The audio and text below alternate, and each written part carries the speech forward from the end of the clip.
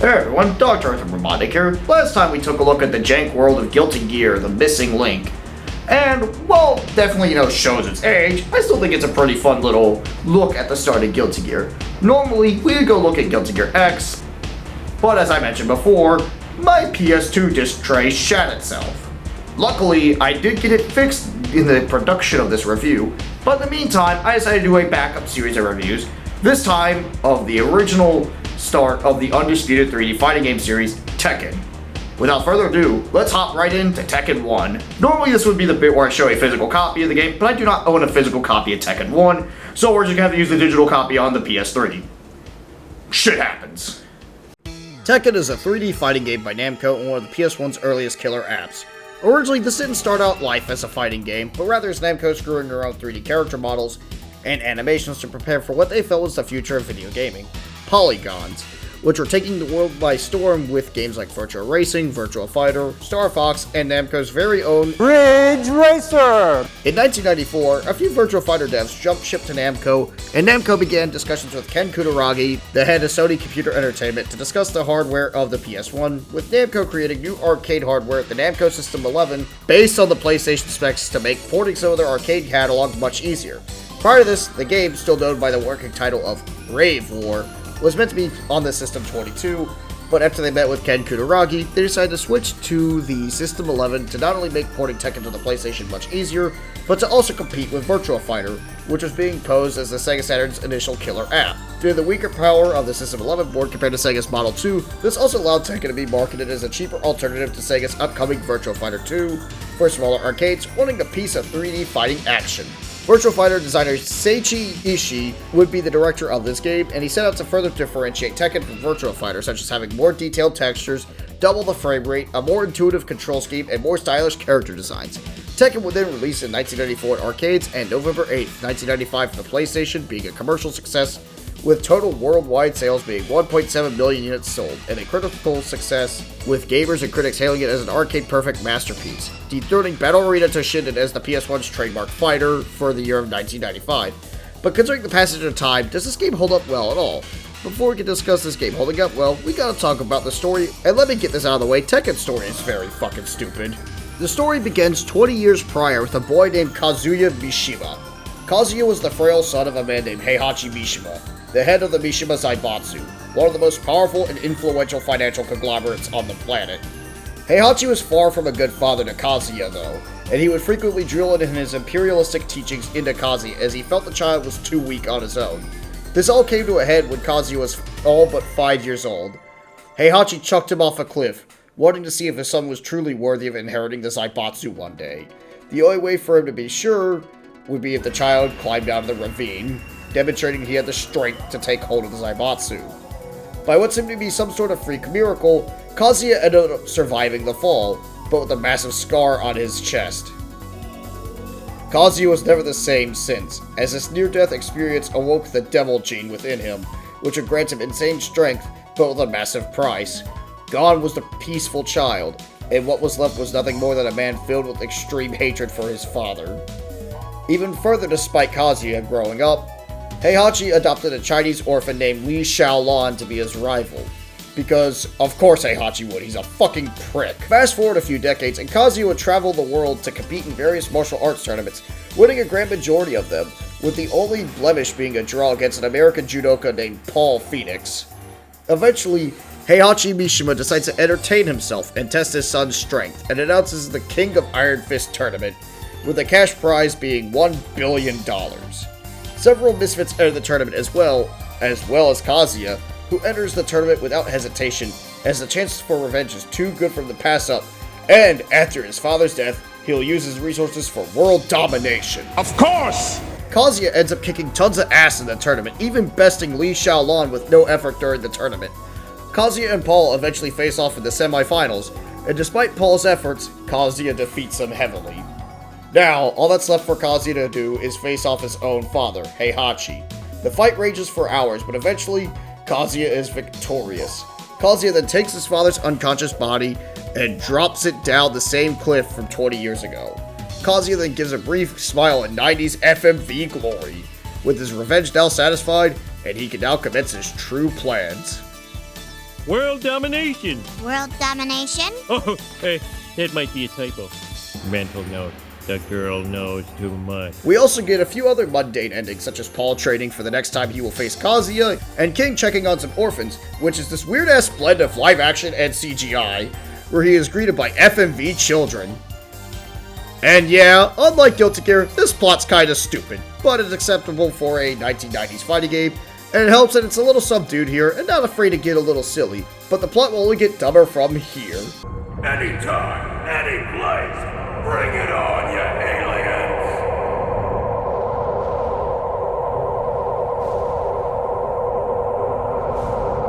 Trust me, it'll get much dumber. As for the characters themselves, though, they leave a good impression. Unlike Virtua Fighter's generic as hell characters, Tekken characters do a great job sticking with you. We got our typical Bruce Lee clone in martial law, who is an awesome tribute to the dragon himself. Kazi is an interesting choice for a main character, as it's very rare for fighting games to do a villain protagonist, and as seen with Kuma, they're not afraid to get a little silly and toss in an actual fucking grizzly bear as a contestant. Regardless, the one character I will still stick with is Paul Phoenix, because even in his lowest, he's still cool. Now let's discuss the presentation. I'm not gonna sugarcoat it, this game definitely shows its fucking age, as the graphics are obviously primitive as hell, but at the same time, they are very standard for an early PlayStation game, and they do their job. It's easy to take for granted just how revolutionary this was as a home game, and as far as an arcade translation, it's a really solid case, with the only noticeable downgrade being the removal of the character select animations on the character select, which was also done to mainly reduce load times, as the PS1 is infamous for long-ass loading screens. Which thankfully, Tekken does not have that long load times, which is awesome. One thing the home version also added was a new CGI intro and CG endings for each character. These were pretty cutting edge for their time, but like most CG for the 90s, this does not hold up well at all. But considering that the PS1 was only just a few months old, this was a big step up from what you got on the Super Nintendo. The animations for the time were pretty cool, and we got some spiffy camera angles for when you do throws and certain attacks, which is certainly something 2D fighters at the time wouldn't have given you. The stages though look really primitive compared to VF2's stages, however. It's just an endless flat square with an obviously pre-rendered background that just loops around, kinda like a matte painting even. The music in the arcade version isn't too much to write home about, but the console version gets an arranged soundtrack which is pretty decent. Notably, unlike Virtua Fighter, the characters don't have any outright dialogue and just merely have grunts. The grunts admittedly sound kinda cheesy, but they do sound very endearing as seen here.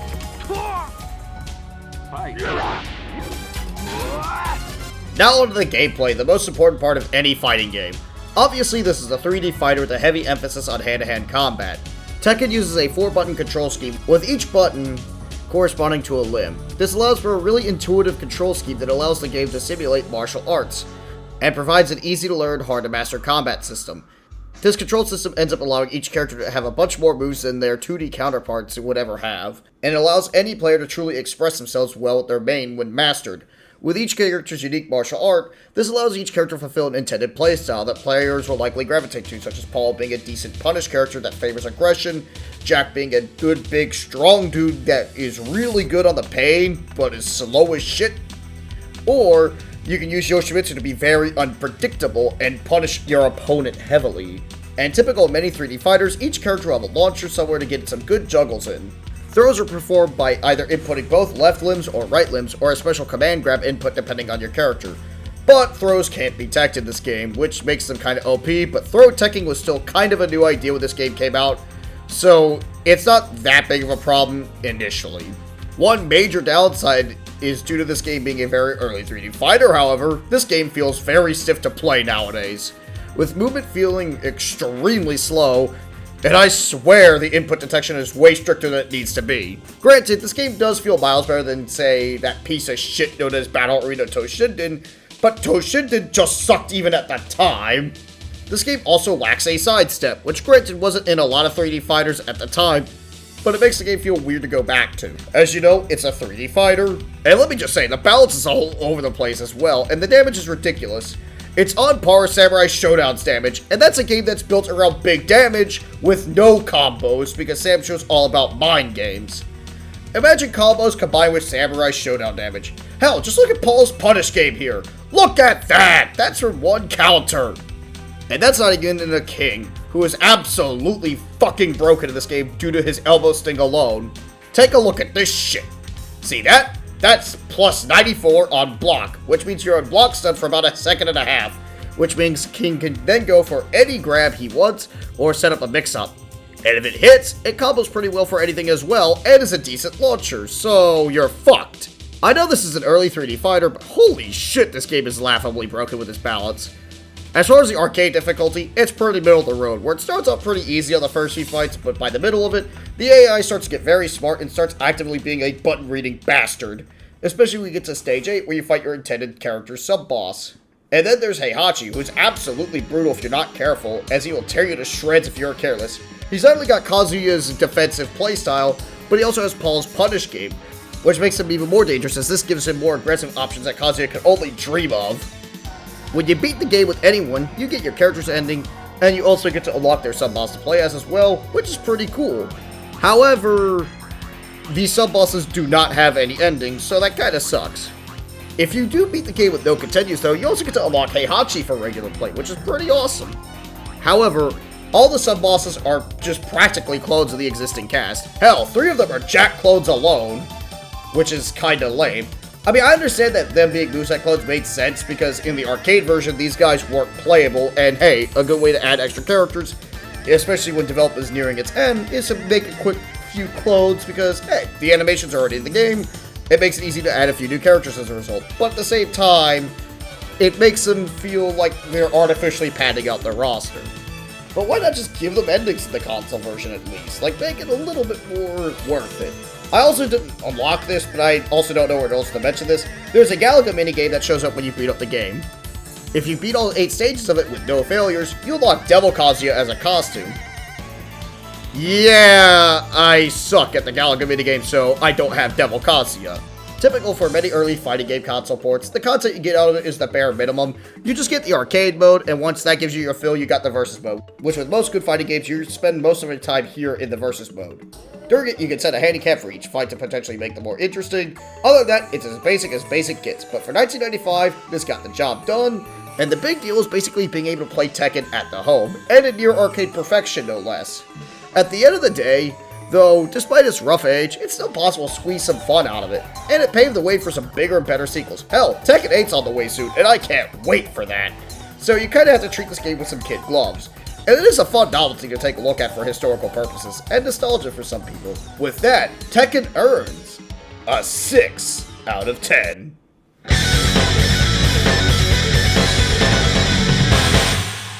So yeah, Tekken 1's a little jank, but hey, it's an early 3D fighting game. What are you gonna fucking do? At least it's better than Toshinden. No, I'm not gonna stop shitting on Toshinden. Toshinden fucking sucks. But, with Tekken being such a massive hit at the time, there's only one thing that was inevitable. Sequels. This game I have a lot to say about. This right here is important for my love for fighting games, as this was my first fighting game. All the way back 20 years ago. Time fucking flies. So, how does this game hold up? I can't find too much development history, but from what I could find, development on Tekken 2 began shortly after the original was completed. Tekken 2 set out to basically be a bigger, better, and badder version of Tekken by having tighter gameplay, better graphics, and more characters. To entice arcade players to return to their arcades to play the game more, over time the Tekken 2 machine would time-release new characters over time, eventually totaling at 25 characters. One such character, Roger, started as a pet project of the developer fooling around with the Kangaroo 3D model, and the team liked it enough to implement him into the game alongside a palette swap, a boxing velociraptor named Alex. The game was released in arcades in 1995, where in North America it was the top-earning arcade game for about 30 weeks, and then it was ported to PS1 in North America on August 27, 1996, where it became a massive critical and commercial smash, selling 5.7 million copies worldwide and earning a frequent 9s across the board, and even a few major awards such as Fighting Game of the Year awards from major publications. Now, onto the story. 2 years after the events of the King of Iron Fist tournament, Kazuya has full control over the Mishima Zaibatsu, and with his leadership, the Zaibatsu's corruption has only worsened. While Heihachi would at least attempt to appear benevolent with the Zaibatsu, Kazuya just flat out blatantly engages in illegal activity, such as smuggling endangered species for genetic experiments, financial extortion, assassinations, blackmail, and sending illegal copies of Morbius to various Discord servers. Kazuya's devil gene has slowly eroded whatever good he has left, and as a result, Kazuya has become unfettered at his goals. Kazuya's crimes have caught the attention of several law enforcement agencies, such as the WWWC and Interpol, and have warrants out for his arrest. Not only that, but Kazuya has gotten word that Heihachi Mishima, whom he thought he had killed 2 years prior, had survived his fall and is now plotting to take back the Mishima Zaibatsu. Deciding to get rid of his enemies once and for all, he decides to hold the King of Iron Fist 2 with a cash prize of $1 trillion. God damn, where the fuck do you get that kind of money in 1996? To lure out his enemies. Eventually, a woman named Jun Kazama, a member of the WWWC, comes face to face with Kazuya, but in what is arguably being one of the worst judges of character, and instead of arresting him, is drawn to his presence. The two end up fucking, which means that Jun likely has really bad taste in men. This meeting also causes a repressed good side to Kazuya, known as Angel, to try to fight to take control from the devil within. Paul is then scheduled to fight Heihachi in the semifinals of the tournament, but due to a nasty traffic jam, he's forced to forfeit. Instead, Heihachi advances automatically to face Kazuya in his penthouse, and after a fierce battle, he is instantly victorious. However, Kazuya is far from over, as then Kazuya morms out, becoming Devil Kazuya out of desperation, which at this point is his own entity separate from Kazuya. Despite this boost in strength, it's not enough as Devil Kazuya is defeated by Heihachi, mainly due to this form also being weakened by Kazuya's internal evil versus good struggle. Heihachi then takes Kazuya's body and decides a cliff isn't enough, so he tosses him into an active volcano to ensure that he stays dead. God, I hate to be part of this family. Eventually, Jun gives birth to a baby boy whom she names Jin Kazama. After the tournament, Heihachi expels Li Xiaolin from the Mishima Zaibatsu after he sided with Kazuya. There's also other CG endings for all the characters, some of which introduces Tekken's famous sense of humor, such as this classic ending right here.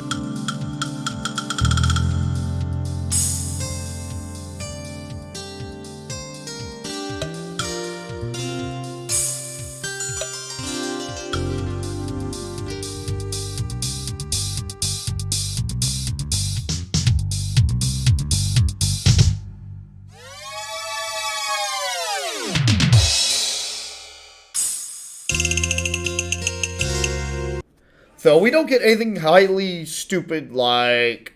Anytime, any place, bring it on, you aliens!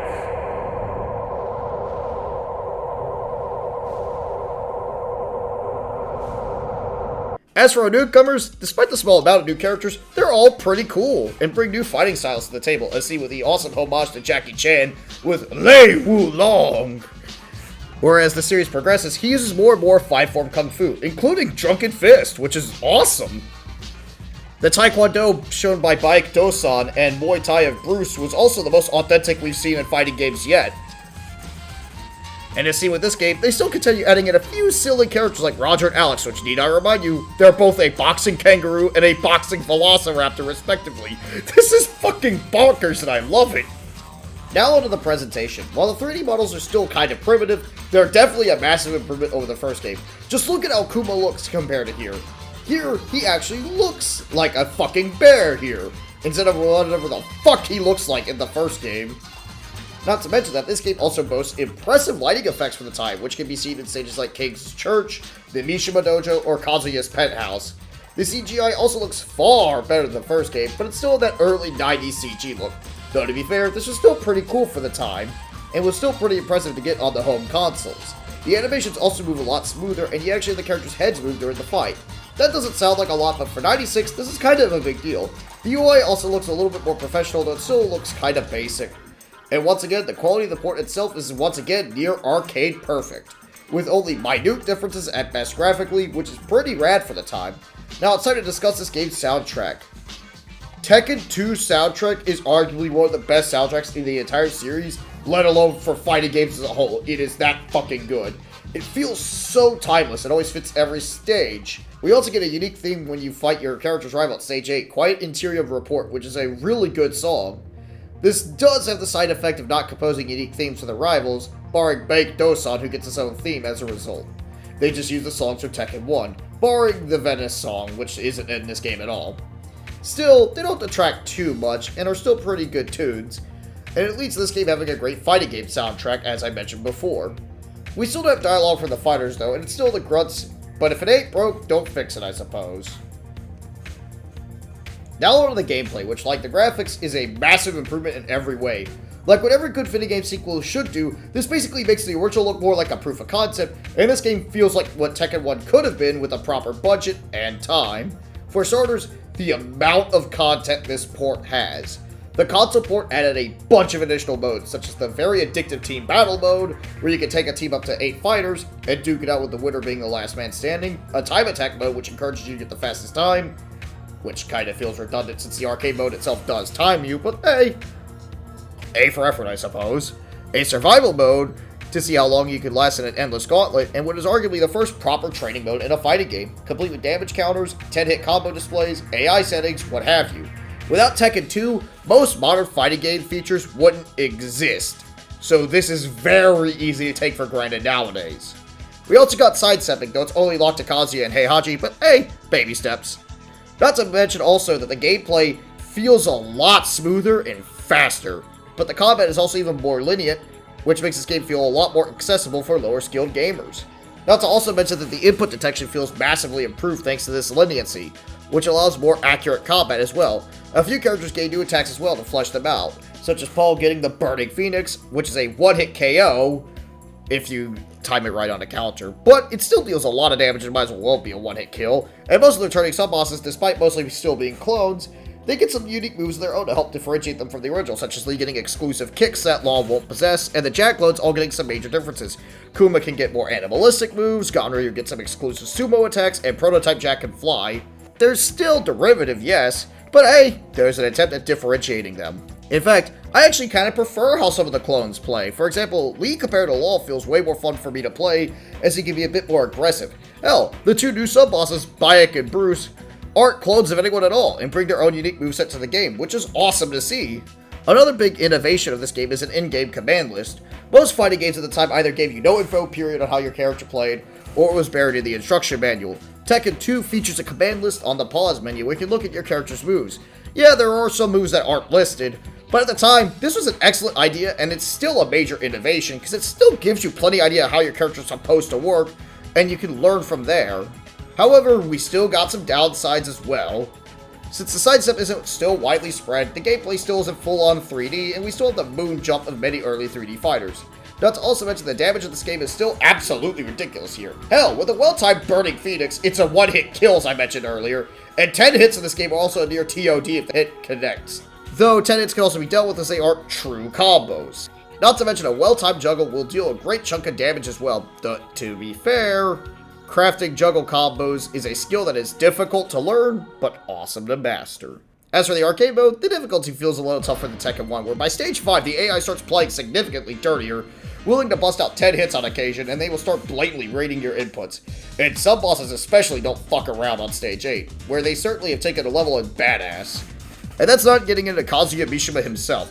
Heihachi was a tricky boss in Tekken 1, but Kazuya makes Heihachi look like a chump in this game. Kazuya fights like a top-level Tekken player, using 10 hits nilly-willy, having a near-impenetrable defense, and the second you make one mistake, he will capitalize on it.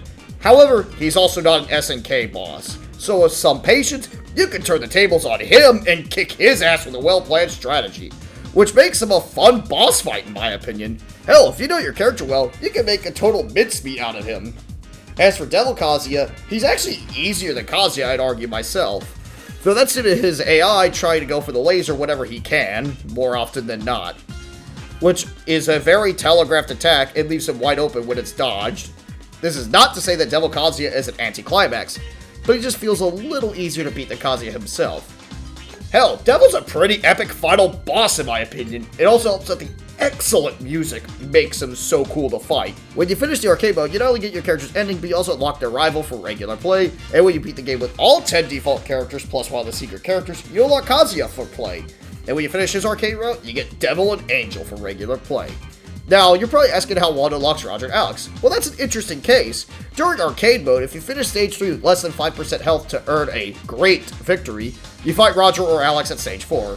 Ah, the obligatory secret character. That happens to be super fucking cryptic. How I kinda miss and don't miss thee.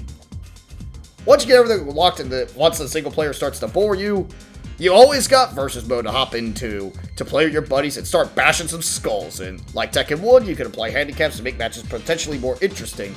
This mode always brings a lot of fun, but one criticism I do have to this that extends to this and Tekken 3 is that the stage seemingly locks to the first fight without resetting during the versus mode, with the only switches I've seen being random. If anyone has an answer how stage switching in versus mode works for Tekken 2 or Tekken 3, please leave a comment if you have the answer, because I don't like being stuck to New York all the time because me and my buddies do love Paul's theme, but we don't want to hear it for 20 fucking matches in a row. All in all, despite being 26 years old, Tekken 2 is still a fantastic 3D fighting game, despite its age. There's some jank, but it's offset by the improvements made of the first game, and it'll only get better from here. And it's a very interesting piece of history for 3D fighting games. With that, Tekken 2 earns a 7 out of 10.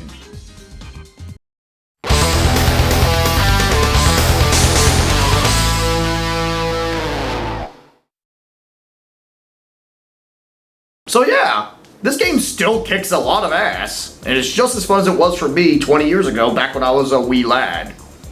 So anyway, Tekken's still back on track, and I know I mentioned I got my PS2 repaired, but I would like to put those Guilty Gear reviews on hold for one little thing, and that's due to XX's story mode. So I'm gonna need a little bit more time to research that. But hey, I'm still in the mood for some 3D fighting action, and you know what that means? We get to talk about Tekken fucking 3. If you're groaning about this box, my Tekken 3 box I need to fix currently, so I had to use this reproduction box. It's so bootleg, there's Tekken 5 renders on the back of it. I'm so fucking ready to talk about this game. This game's fucking kick-ass. Join us next time to see me talk about Tekken 3. If you like what you see, please like, comment, subscribe, and subscribe to my Patreon if you want to help financially support me. Y'all have a good day, everyone.